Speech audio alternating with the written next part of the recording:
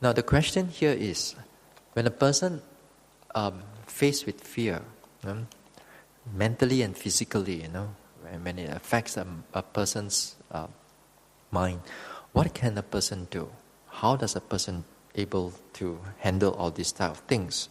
Now, it so happened that this question came up, and also somehow or another today I still receive a Q&A, which was supposed to be yesterday, but this morning I walked past through, still another paper inside the box, which last night I forgot to bring up the box.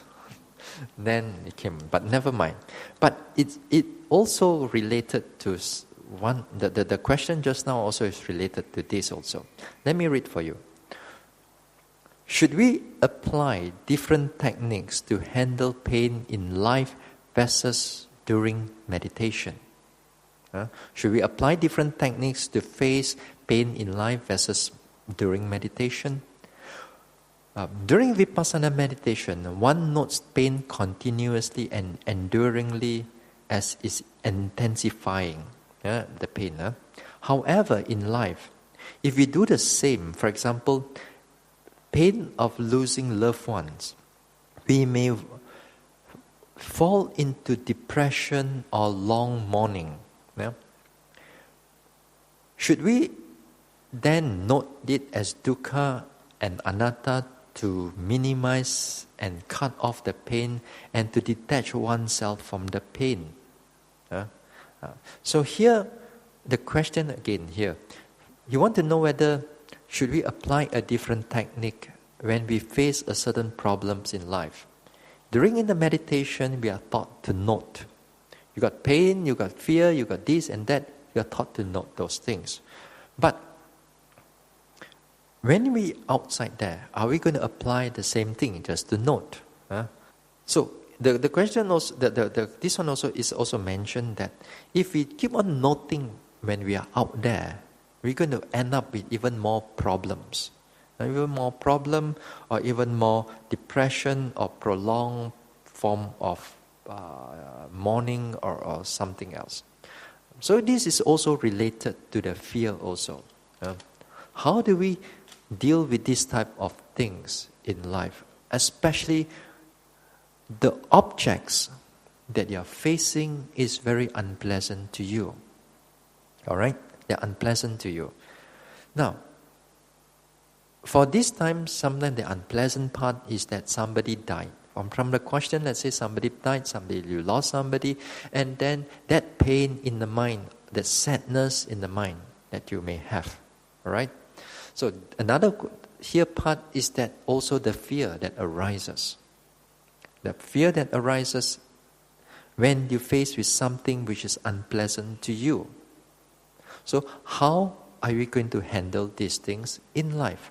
Are we just going to note there, you see the ghost there, fear.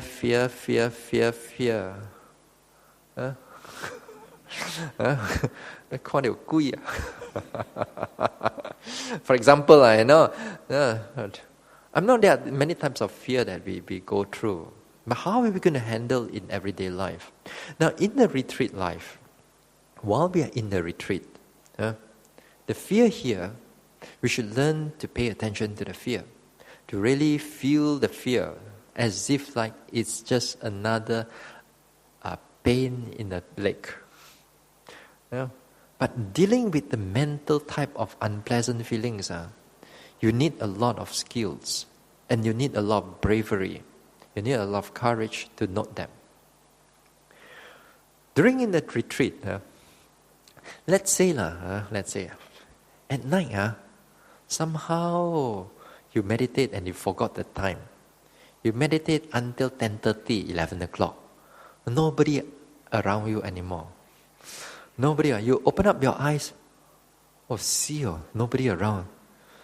Don't know whether who is sitting next to me. Is it real or not real?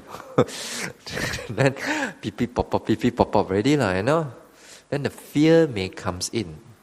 So the fear that comes in, what are you going to do?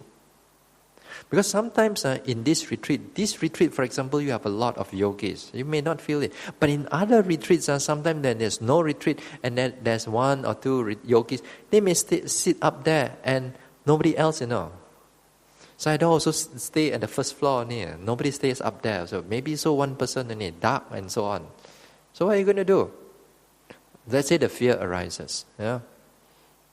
You sit down and then you thought that you open up the eyes, you thought that something flashed through. Yeah? Sometimes it's just like a light, but then you just, see lah. The fear arises. So if fear arises, what are you going to do then? Now, in the retreat time, you pay attention to the fear. You got to be brave enough to face it. It's just like facing anger.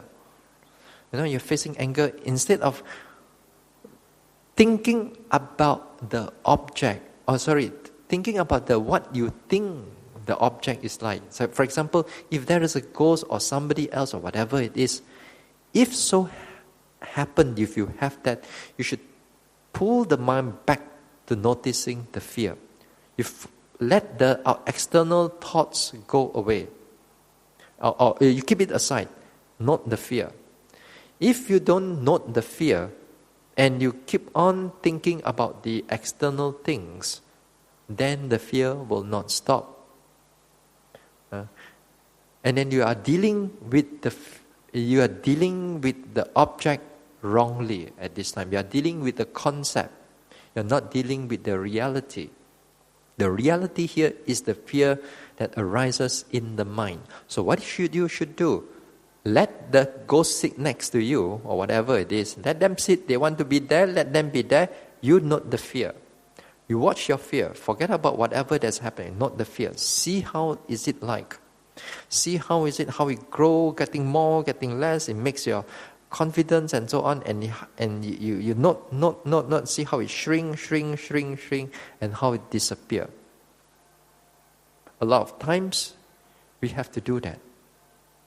Because sometimes when we go into other places in meditation, forests and so on, you will encounter this type of things. If you are not strong enough in the heart, then you will be a big problem. Sometimes I go up to the meditation on my own. It is in Penang Island, not too far away. But in that place, you can shout and shout and shout. Nobody will be able to hear you. It's in the forest. Nobody around for the next about 500 meters surrounding us. Nobody. Of half a kilometer or 1 kilometer. Nobody. If I were to die there, the next morning only somebody will know when they bring the food there, I didn't come down to take the food, then something problem already. So at night, there's nobody. We cannot be like, a little bit of sound, kikak. Oh, see what is that? Here got a little bit of sound, see what is that? If we live in this way, then we are just making a lot of imagination into our mind. Now, in order for us to be able to overcome fear, we must not put a lot of all these thoughts, imagination and all that into it too much.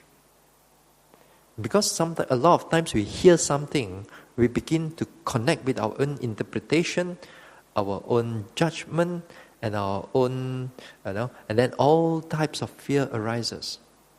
Sometimes a lot of things just an insect sound only, nothing much, nothing more than that. But the fear arises because your mind interprets the whole thing. So this is where Vipassana will be very helpful. It learns to disconnect that interpretation and that fear. So now, while you are here, let's say, if the fear arises, pay attention to the fear. Next time, when you can able to notice that fear, any sound that arises, anything that arises, the mind doesn't fall into fear. It just falls into awareness, clarity of the mind. So the mind is kind of like free from fear a lot of times in their life. So the Vipassana will be very helpful in this thing.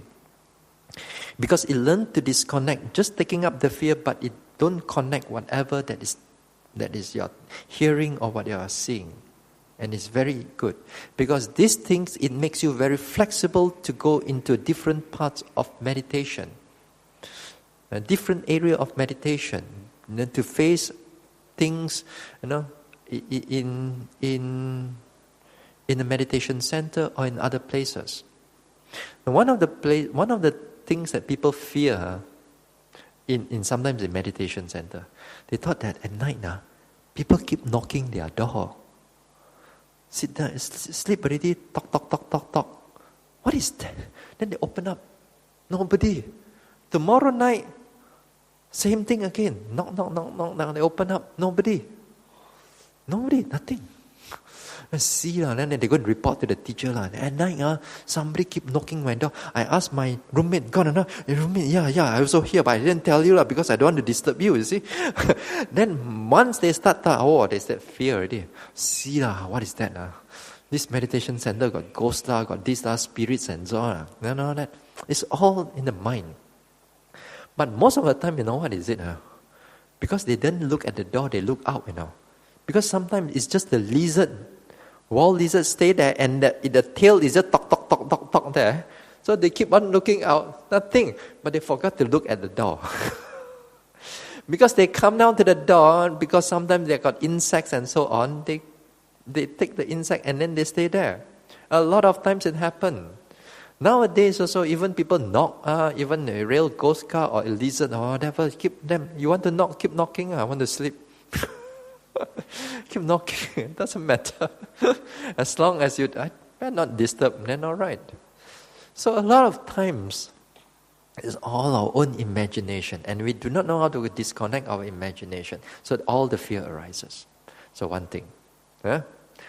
So the next thing, if you cannot able to do that, let's say your meditation is just like that only, then you cannot able to do that.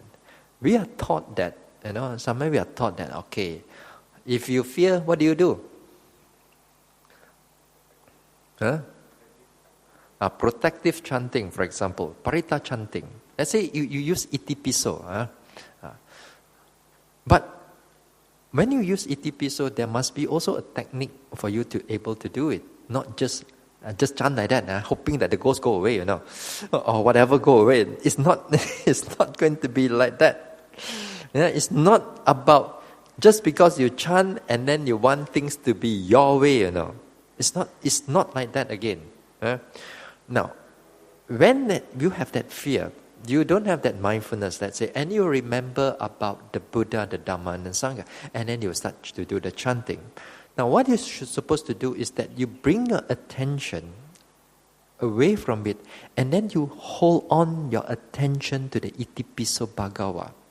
And you chant those words, but you must able to understand the words. You understand the words. You understand Itipiso Bhagawa Arahang, what or the meaning, the meanings into it. And you got to do it carefully, and you do have to do it clearly. And you don't worry about whether the spirit or whether unfortunate things stay or not. The reason we use this parita chanting is because to clear the fear, not to ask the person or whatever to go away, Just let it be. So why we do that is because this thing is just about shifting of attention only.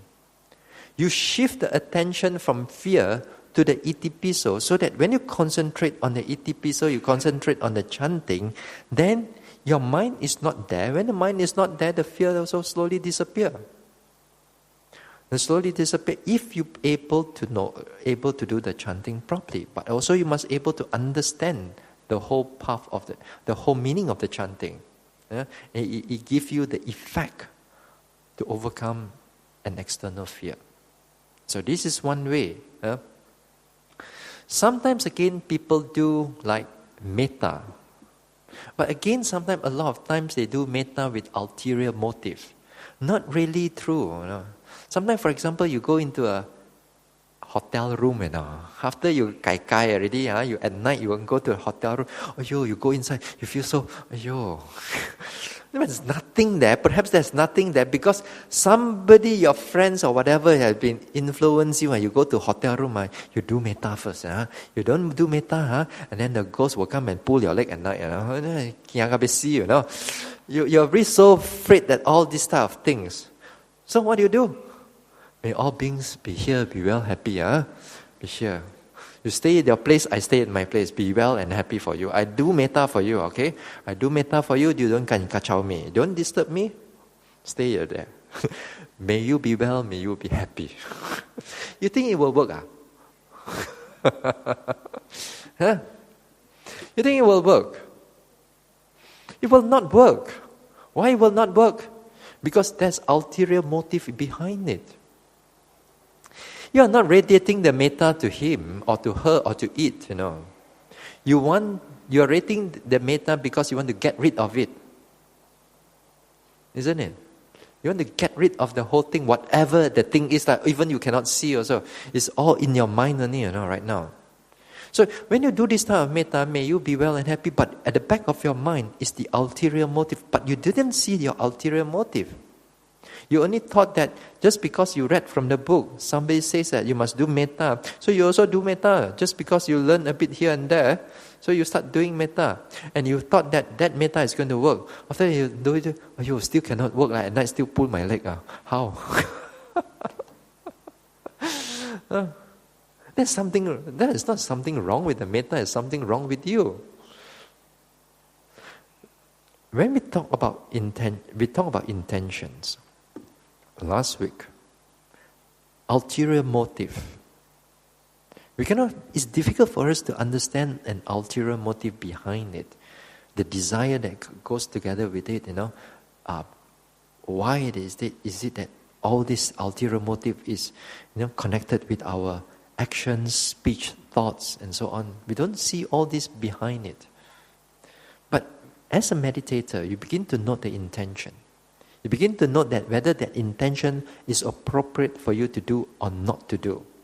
You want to desire to go to a toilet, I said, you got to check your mind. Whether it goes with mindfulness or there's really a need or is just going to the toilet just to relax. You see an ulterior motive here. So with this understanding of your meditation, exercise it in small little ways. You begin to become more sensitive with your clarity of your mind. Then when you are out there, then when this type of ulterior motive arises, then you become more clearer about them. So when you become more clearer about those internal motive, internal intention, which is unwholesome, then you begin to remove those unwholesome ones. Then let's say you come back to that example. When you're able to understand that, you remove this unwholesomeness, then this time you are able to bring about that metta. Then the metta becomes much more genuine. And when the metta becomes genuine, the metta takes over the mind. When it takes over the mind, fear is overcome. You see? And fear can be overcome in many ways. Mudita, compassion, karuna, and so on. Upekha too, So there are many ways we can able to overcome the fear. So too sometimes if we do not have those things, sometimes we use our wisdom a little bit, our Dhamma wisdom. Our Dhamma wisdom, sometimes perhaps you need to Dhamma talk yourself. Dhamma talk yourself means that, this one is not necessary for me to go in. It's just a sound only after all. Don't worry about it. Kind of Dhamma talk yourself. You tell yourself, if I were to keep on looking for all these type of things, then it will be very wearisome for me. So when sometimes you Dhamma talk yourself, you feel good. And you feel good, you can able to overcome it for that period of time. You can do that. Not to say you cannot do that. So too, like this type of question about facing a loved one, losing a loved one. Sometimes we go through all the difficulties, the pain, the hardness, as the time goes by, When a person is already in this state now, already, let's say, a loss, a grief, and then it kind of like goes into the path of depression already. A lot of times when we do not have Dhamma, this may happen. But if you have Dhamma, the Dhamma will begin to protect you. How does it protect then? Now it protects with understanding, Not just that, just because you have Dhamma and then you're not going to get depression. No, it's not going to like that. But if you know how to apply your mind towards this type of things. That's why while you are okay right now, you don't have all this grief and all these problems, you better learn up the Dhamma as much as you can. Because when you're going to face a challenge in your life, let's say a loss of a loved one, somebody you love very much, and then when you love very much, the depression and could come in, the grief can comes in, and it can come in very deeply. For a person who's having some degree of Dhamma, then here they can bring about the Dhamma aspect. Or sometimes the friends can able to talk with him on the Dhamma aspect of it. Because when he hears the Dhamma, when he understands the Dhamma, he kind of like, the mind starts to detach itself on with the pain. It begins to detach itself from the pain, and then therefore, over some time, it can help to recover faster, much faster than a person without the Dhamma. If a person already in a state of depression or a state of grief, it's very difficult. You're going to give them any much of Dhamma right now. If the person does not have any Dhamma background in the first place.